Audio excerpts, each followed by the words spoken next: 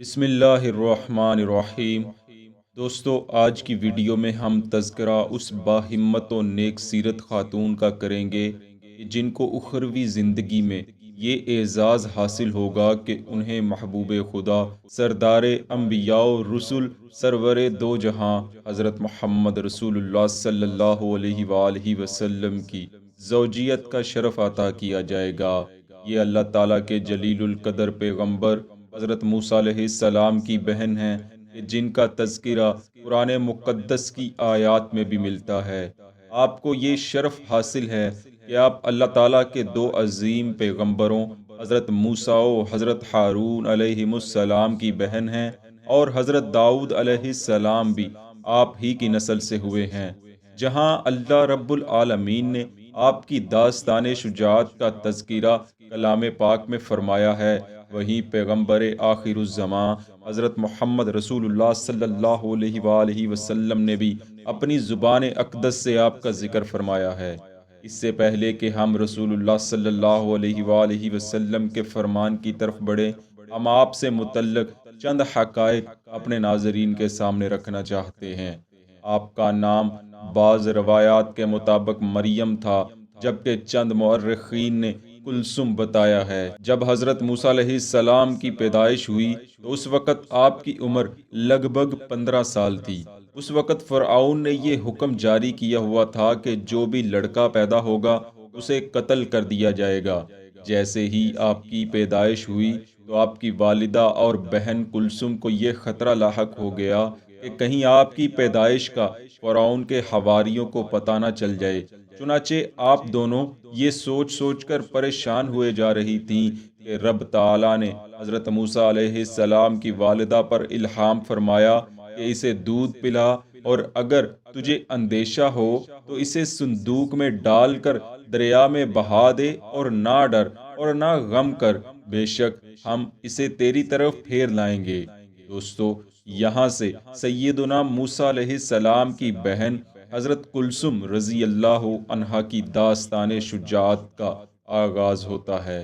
چنانچہ اللہ تعالیٰ کا حکم پاتے ہی جب حضرت موسیٰ کی والدہ نے آپ کو ایک صندوق میں بند کر کے دریا برد کیا تو ساتھ ہی اپنی بیٹی کو یوں حکم دیا، جس کا ذکر اللہ رب العزت نے کلام پاک میں یوں فرمایا ہے، اور اس کی یعنی موسیٰ کی والدہ نے موسیٰ کی بہن سے کہا کہ اس صندوق کے پیچھے جاؤ۔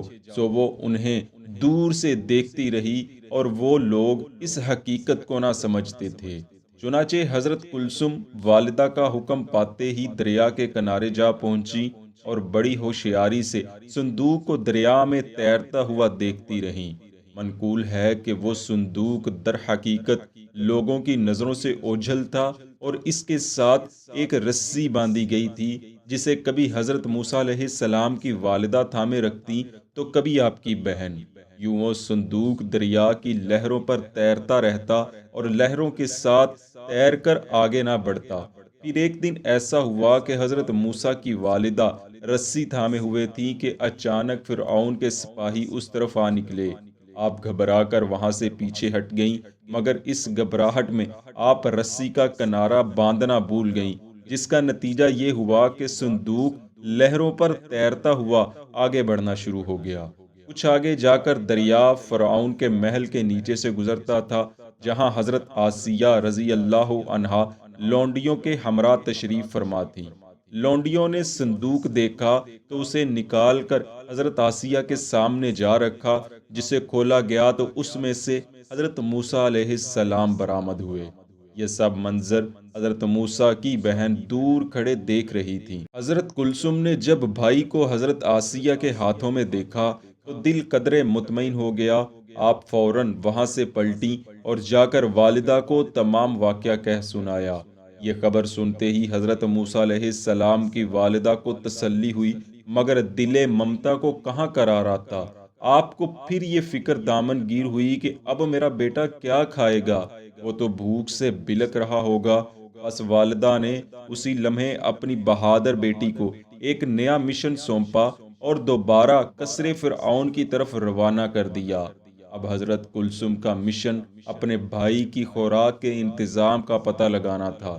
آپ محل میں پہنچی تو دیکھا عورتوں کا تانتا بندھا ہوا ہے اور سب حضرت موسیٰ علیہ السلام کو دودھ پلانے کی کوشش کر رہی ہیں، مگر حضرت موسیٰ علیہ السلام کسی کا دودھ نوش نہیں فرما رہے۔ یہ منظر دیکھ کر حضرت کلثوم آگے بڑھی اور حضرت آسیہ سے کہنے لگی، کیا میں آپ کو ایک ایسی عورت کا پتہ نہ بتاؤں کہ جس کا دودھ پینے سے یہ بچہ انکار نہیں کرے گا؟ حضرت آسیہ تو پہلے ہی ایسی خاتون کی تلاش میں تھی۔ آپ نے فوراً حکم فرمایا کہ جس کے بارے تم کہہ رہی ہو اسے بلا کر لاؤ۔ بس یہ خوشخبری کی خبر لے کر حضرت کلثوم واپس پلٹی اور اپنی والدہ کو ساتھ لے کر محل میں آ گئی۔ یوں سیدنا موسیٰ کلیم اللہ علیہ السلام نے فرعون کے محل میں ہوتے ہوئے بھی صرف اپنی والدہ کا ہی دودھ نوش فرمایا۔ دوستو، حضرت کلثوم رضی اللہ عنہا کی ہوشیاری، ذہانت و چالاکی اور ہمت کا تذکرہ اللہ رب العالمین نے قرآن مقدس کی سورہ القصص میں بھی بیان فرمایا ہے۔ یہ اللہ کریم کا آپ پر خاص فضل تھا کہ آپ کو اس عظیم کام کے لیے منتخب فرمایا، اور پھر آپ نے جس احسن طریقے سے اس کام کو سر انجام دیا، اس کا صلہ بروز قیامت رب تعالیٰ ہی عطا فرمائے گا۔ لیکن مفسرین کرام بیان کرتے ہیں کہ اللہ تعالیٰ کے جلیل القدر پیغمبر کی خدمت کا ایک صلہ آپ کو جنت میں یہ عطا کیا جائے گا کہ آپ رضی اللہ عنہا کو سرور کائنات حضرت محمد رسول اللہ صلی اللہ علیہ وآلہ وسلم کی زوجیت میں دیا جائے گا۔ چنانچہ منقول ہے کہ آپ کا شمار امہات المومنین کے علاوہ ان 3 عظیم ترین خواتین میں ہوتا ہے جو رسول اللہ صلی اللہ علیہ وآلہ وسلم کی اخروی ازواج میں سے ہوں گی۔ ان میں ایک حضرت سیدہ آسیہ رضی اللہ عنہا، دوسری حضرت سیدہ مریم علیہ السلام، اور تیسری آپ یعنی حضرت سیدہ کلثوم رضی اللہ عنہا ہیں۔ چنانچہ حضرت ابن عباس رضی اللہ عنہما بیان کرتے ہیں کہ جب سیدہ ام المؤمنین حضرت خدیجہ رضی اللہ تعالی عنہا کا وقت وصال قریب آیا تو پیارے آقا صلی اللہ علیہ وآلہ وسلم آپ کے پاس تشریف لے گئے اور فرمایا، اے خدیجہ، جب آپ اپنی سوکنوں سے ملو تو ان کو میرا سلام کہنا۔ سیدہ خدیجہ عرض گزار ہوئیں، یا رسول اللہ صلی اللہ علیہ وآلہ وسلم، کیا آپ نے مجھ سے پہلے بھی نکاح فرمایا ہے؟